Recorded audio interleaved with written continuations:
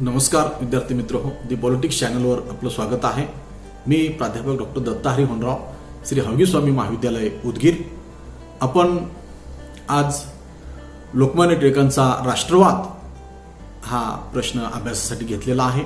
मागच्या व्हिडिओमध्ये आपण लोकमान्य टिळकांच्या राष्ट्रवादासंबंधी विचाराचा अभ्यास करत असताना आपण 3 मुद्द्यांच्या आधारे त्याचं विश्लेषण केलेलं होतं। राष्ट्रवादाचा अर्थ, स्वरूप व त्याची आवश्यकता। त्याच्यानंतर दुसरा मुद्दा आपण घेतला होता की राष्ट्रीय सभा किंवा राष्ट्रीय काँग्रेस हे राष्ट्रवादाचं मूर्तिमंत प्रतीक कसं काय राहिलेलं आहे, कारण राष्ट्रीय काँग्रेसची स्थापना कशा पद्धतीने झालेली आहे आणि ब्रिटिशांनी ही स्थापना करण्यासाठी कसं योगदान दिलेलं आहे। कारण लोकशाही शासन पद्धती आपल्याला अपरिचित शासन पद्धती आहे आणि त्यासाठी पक्ष आवश्यक आहे। आणि मग ॲलन ह्युमनी 1885 ला त्याच्या पुढाकारांनी तो पक्ष कसा स्थापन झाला आणि तो धर्मनिरपेक्ष व्यासपीठ म्हणून कशा पद्धतीने वावरत आहे, हा सगळा भाग आपण पाहिलेला आहे। त्यानंतर आपण मुद्दा घेतला होता की चतुसूत्री कार्यक्रम हा सुद्धा राष्ट्रवादास अनुकूल कसा आहे, हे आपण त्यामध्ये घेतलेलं होतं। त्यानंतर आपण असं म्हणालो होतो की या 3 मुद्द्याच्या आधारे आपण या व्हिडिओमध्ये टिळकांनी राष्ट्रवादाचा विचार कसा मांडलेला आहे हा पाहणार आहोत आणि बाकीचे 3 मुद्दे आपण पुढच्या व्हिडिओमध्ये पाहू। तर टिळकांच्या राष्ट्रवादासंबंधीच्या विचाराचा हा दुसरा भाग आहे। आपण हेही पाहिलं होतं की टिळक हे तेला तांबोळ्यांचे नेते ठरलेले आहेत। टिळक हे एकाच वेळी कम्युनिस्टांना सुद्धा आपले नेते वाटत आहेत, कारण टिळकांनी आर्थिक राष्ट्रवाद मांडलेला आहे। कारण आर्थिक प्रश्न जो काही आहे आणि तो प्रश्न त्यांनी ऐरणीवर घेतला आणि म्हणून टिळक हे मोठ्या प्रमाणामध्ये जनता जागृतीचं काम करत आहेत। केसरी आणि मराठा ही वृत्तपत्र त्यांनी हाताशी धरलेली आहेत आणि अशा पद्धतीने त्यांनी मोठ्या प्रमाणामध्ये या देशामध्ये राष्ट्रप्रेम निर्माण केलेला आहे। आता तत्पूर्वी दादाभाई नेहरूजींची ड्रेन थेरी मारण्यापूर्वी आपल्या इथल्या पूर्वजांना म्हणजे मवाळवादी जो काही लढा होता आपला, त्यांना असं वाटत होतं की ब्रिटिशांचं राज्य म्हणजे प्रत्यक्ष ईश्वराचं राज्य आहे की काय, असा भास त्यांना झालेला होता। पण टिळकांनी दादाबाईंनी थिओरिटिकल मांडणी केली, सिद्धांत मांडला ड्रेन थेरीमध्ये। नादिरशाहने जेवढं या देशाला लुटलं नाही त्यापेक्षा अधिक या ईस्ट इंडिया कंपनीने लुटलेला आहे। मँचेस्टरला हा जो कच्चा माल जाऊन कापड बनून येतो आहे, त्यामुळं आपली आर्थिक पिळवणूक मोठ्या प्रमाणात होते आहे। याची सैद्धांतिक मांडणी जरी दादाभाई नेहरूजींनी केलेली असली तर त्याची प्रत्यक्ष जनतेपर्यंत ही पोहोचवण्याचं काम टिळकांनी केलेलं आहे। आणि म्हणून टिळक खऱ्या अर्थाने देशप्रेम निर्माण करण्यामध्ये, लोकांना जागा करण्यामध्ये मोठे ठरतात आणि म्हणून ते खऱ्या अर्थाने लोकमान्य आहेत। आणि त्यांच्या या राष्ट्रवादी विचाराचा आपण चौथा मुद्दा जो घेणार आहोत तो आहे धार्मिक व सांस्कृतिक प्रतीकाचा राष्ट्रवादासाठी उपयोग। तो टिळकांनी फार खुबीने केलेला आहे, फार कौशल्याने केलेला आहे। आपण पाहतो की आपल्या देशातल्या लोकांची मानसिकता ही धार्मिक प्रवृत्तीची आहे, आध्यात्मिक प्रवृत्तीची आहे आणि म्हणून टिळकांनी शिवजयंती उत्सव चालू केला। छत्रपती शिवाजी राजांनी अवघ्या 400 वर्षापूर्वी रयतेचं राज्य इथं निर्माण केलेलं होतं, आश्रप्रधान मंडळ इथं निर्माण केलेलं होतं आणि शिवाजी महाराजांचा प्रभाव भारतीय राजकारणामध्ये अद्याप सुद्धा आपल्याला दिसतो आहे। कारण शिवसेना महाराष्ट्रामधलं पहिलं सत्तांतर हे शिवाजी महाराजांच्याच नावाने झालेलं आणि शिवाजी महाराजांच्या चरित्राचा आणि चारित्र्याचा प्रचंड प्रभाव या राष्ट्रावर राहिलेला आहे। आणि म्हणून शिवजयंती आणि गणेश उत्सवाच्या माध्यमातून या सगळ्या 18 पगड जातीमध्ये विघटित झालेल्या समाजाला एकसंघ करून त्यांच्यामध्ये राष्ट्रप्रेम, राष्ट्रभक्तीची बीज पेरण्याचं काम टिळकांनी केलेलं आहे। या सगळ्या लोकसंघटनेमध्ये भावना अशी वृद्धिंगत करता यावी। आपली जी धार्मिक परंपरा आहे ती गौरवशाली आहे आणि या गौरवशाली धार्मिक व सांस्कृतिक प्रतीकांचा आदर्श घेतला जाऊ शकतो असा ठाम विश्वास टिळकांकडे होता आणि म्हणून टिळकांनी हे सगळं साध्य केलेलं आहे।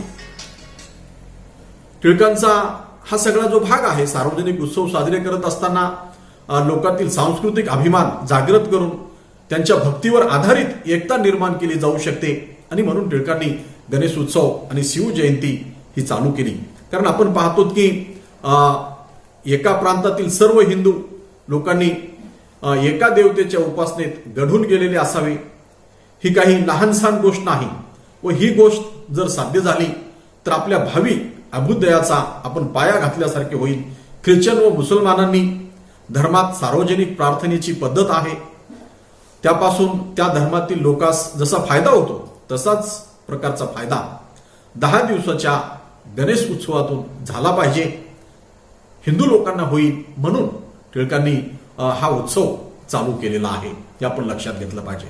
राष्ट्रीय भावना जागृत करून लोकसंघटन निर्माण करण्यासाठी धार्मिक निष्ठांचा उपयोग झाला पाहिजे, ही त्यामागची भूमिका आहे. स्वराज्याचे मूर्तिमंत प्रतीक म्हणून शिवाजी महाराजांचा आदर्श देशवासियांना प्रेरणादायी ठरू शकतो. देशातील महापुरुषांचे स्मरण हे स्वाभिमान व आत्मविश्वास जागृत करण्याचे प्रमुख साधन बनू शकते, हे जाणून टिळकांनी 1897 साली सार्वजनिक शिवजयंतीस प्रारंभ केला. शिवाजी महाराजांनी अन्याय, अत्याचार, जुलूम याचा प्रतिकार करून स्वराज्याची स्थापना केली. परकीय सत्तेला हादरून सोडले. अफाट सामर्थ्य व धैर्य शिवरायांकडे होते. याबाबत टिळक म्हणतात, राष्ट्रातील महापुरुषांचे स्मरण हे राष्ट्रीयत्व कायम राखण्यास एक चांगले साधन आहे. एक राष्ट्रीयत्व म्हणजे काही दृश्य पदार्थ नव्हे, ती एक प्रकारची कल्पना असून ती सतत जागृत ठेवली तरच राष्ट्र एक होईल आणि ते राष्ट्र आपलं मानाने, वैभवाने एक महासत्ता म्हणून उभं टाकेल, अशी ती टिळकांची भूमिका आहे. आणि म्हणून आपल्या ऐतिहासिक थोर पुरुषांच्या इतिहासाची व कामाची योग्य मदत घेतली पाहिजे, ही भूमिका टिळकांची होती. आणि म्हणून टिळकांनी निरनिराळ्या महाराष्ट्रामध्ये विघटित झालेल्या जातीच्या लोकांना एकत्र करण्यासाठी शिवाजी महाराजांच्या चरित्राचा, गणेश उत्सवाचा आधार घेतला आणि अशा प्रकारे आपल्या सांस्कृतिक प्रतीकांचं स्मरण करून देऊन राजकीय जागृतीचं उत्तम साधन म्हणून याकडे त्यांनी पाहिलेलं आहे.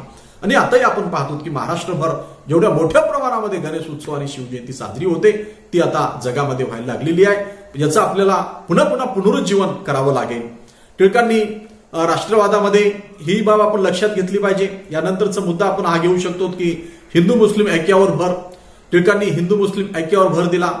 टिळकांचं लखनौ करार, त्यांनी स्वतंत्र मतदारसंघ दिलं मुस्लिमांना, कारण हिंदू मुस्लिम जर एक राहिली तर या देशातून परकीय सत्ता हाकलून लावता येईल. कारण त्या अगोदर गोखले, रानडे हा सगळा जो प्रवाह राष्ट्रीय काँग्रेसचा ज्या मार्गाने जात होता, त्याच मार्गाचं पाऊल टिळकांनी उचललं आणि स्वतंत्र मतदारसंघ लखनौ करारामध्ये त्यांनी मुस्लिमांना दिलेला आहे. आणि हिंदू मुस्लिम ऐक्याचा तो उच्चांक असणारा प्रयत्न आहे. त्यानंतर तेवढं पाऊल ज्यांना आपण मुस्लिम दार्जिने म्हणतो, त्या गांधींनी सुद्धा उचललेलं नाही. गांधी सुद्धा लखनौ कराराच्या पुढे गेले नाहीत. त्यांनी बाबासाहेबांना पुणे करारामध्ये स्वतंत्र मतदारसंघ नाकारला. राऊंड टेबल कॉन्फरन्स बाबासाहेबांची तीच मागणी होती, पण ती त्यांनी नाकारली आणि त्यांनी राखीव मतदारसंघ दिला. हे आपल्या राष्ट्रीय ऐक्यासाठी अनुभवातून उचललेलं दुसरं पाऊल आहे असं आपल्याला म्हणता येईल.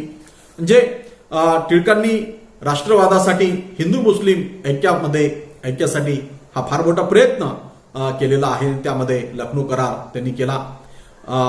टिळक म्हणतात की हिंदूप्रमाणे मुसलमानातही परधर्म सहिष्णुता येणे आवश्यक आहे. हिंदू मुसलमान रोटीबेटी व्यवहार होण्या इतके धर्मदासिन्य किंवा धर्मोदय कधीही होईल असे आमच्या बुद्धीस तरी वाटत नाही. हिंदू मुसलमान लोकांना ज्या नात्याने एकत्र राहायचे आहे, ते काही अंशी अमेरिकेत निरनिराळ्या जातीचे, निरनिराळ्या धर्माचे लोक जसे एकत्र राहतात तशाच प्रकारचे असले पाहिजे. टिळक पुढे म्हणतात की हिंदू मुस्लिम यांच्यातील तंटे मिटवायचे असतील तर दोन्हीही लोकांनी सणवार व उत्सव त्यांना निर्विघ्नपणे करू देण्यास मदत केली पाहिजे. मुसलमान लोकांनी हिंदू लोकांच्या गायी मोहल्ल्यात मारल्या तर मुसलमानास शिक्षा झाली पाहिजे. पण कोणी हिंदू मुसलमान खाटकाच्या घरात शिरून गाय सोडून न आणील तर तोही शिक्षेत पात्र असला पाहिजे. राष्ट्रीय अस्तित्वासाठी दोन्हीही जमातीत तात्विक एकरूपता निर्माण झाली पाहिजे, अशी भूमिका टिळकांनी घेतलेली आहे. कारण हिंदू मुसलमानामध्ये जो काही स्वभावता थोडा द्वैतभाव आहे, तो शिक्षणाचा अधिक प्रसार केल्याशिवाय व मुसलमानांनी धर्ममतात आमच्या वेदांताची अधिक सरमिसळ झाल्याखेरीज काहीही पूर्णपणे नाहीसा व्हायचा नाही. यापैकी शिक्षण प्रसाराचे काम टिळकाने हाती घेतले पाहिजे, सरकारने हाती घेतले पाहिजे. दुसरे काम मुसलमान मुल्ला मौलवींनी प्रयत्नपूर्वक केले पाहिजे. या सर्व गोष्टीतून टिळकांना हिंदू मुस्लिम ऐक्य साध्य करता येईल असं वाटत होतं. आणि म्हणून टिळकांनी राष्ट्रीय सभेचे राष्ट्र उभारणीतील महत्व प्रकट करताना टिळक म्हणतात, राष्ट्रीय सभा विशिष्ट जातीकरिता नसून ज्या हक्कासाठी ती भांडत आहे ती हिंदू आणि मुसलमान या दोघांनाही सारखेच अधिकार मिळणार आहेत. म्हणजे अशा पद्धतीचं ते स्वराज्य आहे याची ती जाणीव देत आहेत. लोकमान्य टिळकांनी राष्ट्रवादाचा एक भाग या अर्थाने इसवी सन 19 राष्ट्रीय काँग्रेसच्या लखनौ अधिवेशनात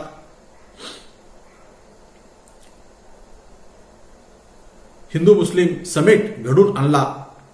1916 साली, चुकून 1936 म्हणालो मी, राष्ट्रवादाचा भाग म्हणून 1916ला लखनौ करार टिळकांनी घडून आणला आणि हिंदू मुस्लिम ऐक्याचं एक महत्वाचं पाऊल टिळकांनी उचललं. टिळकांचा राष्ट्रवादाचा जो विचार आहे आपण टिळकाच्या चित्रपटामध्ये तो पाहिलेला आहे आणि या सगळ्या व्हिडिओतून आपण हा लक्षात घेतला असेल. टिळक संपूर्ण देशभरामध्ये, बंगालमध्ये, कारण टिळकांनी जो बहिष्कार आणि जी थेरी सांगितली त्यामुळं बंगालमध्ये, पंजाबमध्ये टिळकांचं नाव पोहोचलं. त्यांना सुद्धा असं वाटायला लागलं की खऱ्या अर्थाने आपला आर्थिक प्रश्न हा व्यापारामध्ये आहे आणि आपले कुटीर उद्योग, लघु उद्योग नष्ट होत आहेत आणि म्हणून आपण परदेशी मालाच्या होळ्या पेटवल्या पाहिजेत, याला ती सार्थ झाली. या प्रश्नाचा शेवटचा भाग जो असतो तो म्हणजे मूल्यमापन परीक्षण. यामध्ये आपण याचं मूल्यमापन करत असताना टिळकांच्या ह्या सगळ्या विचारावर असंख्य टीका झालेल्या आहेत. त्या सगळ्या लक्षात घेऊन आपल्याला या विचाराचं महत्व पटवून द्यावं लागत असते आणि ते थोडक्यामध्ये आपण ते लिहिणार आहोत. आपण लोकमान्य टिळकांच्या राष्ट्रवादी विचाराचा आढावा घेतला. त्यांच्या विचाराचे परीक्षण केल्याशिवाय हा अभ्यास पूर्ण होणार नाही. लोकमान्य टिळकांचे वैचारिक व्यक्तिमत्व अत्यंत क्लिष्ट व गुंतागुंतीचे आहे. टिळकांच्या राजकीय जीवनात विविध स्थित्यंतरे आढळतात. टिळकांच्या राजकीय विचारात स्थल काल परत्वे बदल होत गेलेली आहेत.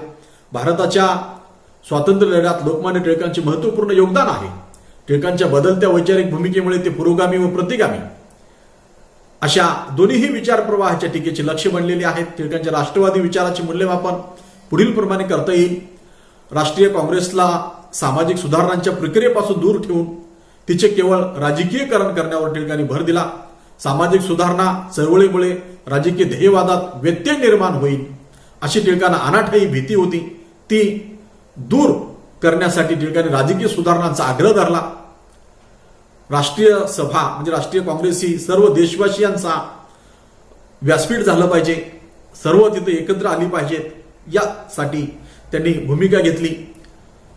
टिळकांचे स्वप्न कितपत यशस्वी झाले हा एक स्वतंत्र अभ्यासाचा विषय आहे. आपण हिंदुस्थानातील सर्व लोक एका राष्ट्राचे घटक अवयव असून आपले सर्वांचे काहीतरी एक सामान्य हित आहे व त्या हितप्राप्तीकरिता आपण सर्वांनी अवांतर सर्व मतभेद विसरून जाऊन एक मनाने विचार करून एक दिलानी कोटी कोटी लोकांचा विचार, आत्मा, आवाज एक करून प्रयत्न केला पाहिजे असे टिळकांचे मत होते. देशवासियात एक राष्ट्रीयत्वाची भावना रूढ व्हावी अशी त्यांची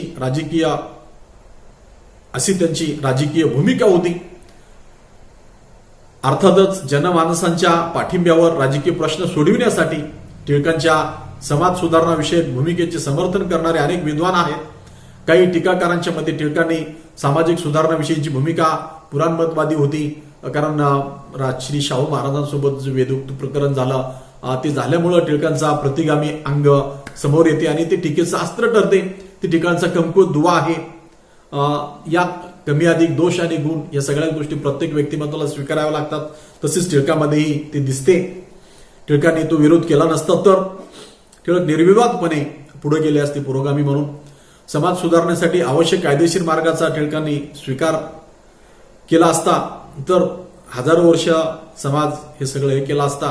पण आगरकर आणि टिळकांमध्ये सामाजिक सुधारणा अगोदर का राजकीय सुधारणा अगोदर म्हणून जो संघर्ष झाला, कारण आपले दोष आपल्याला दिसले पाहिजेत किंवा आमचे काय होणार, ही सगळी जी निबंध आहेत, इष्ट ते बोलणार आणि साध्य ते करणार, हे आगरकरांचं जे ब्रीद आहे सुधारकाचं, ते ब्रीद टिळकांनी पुढे चालवलं असतं.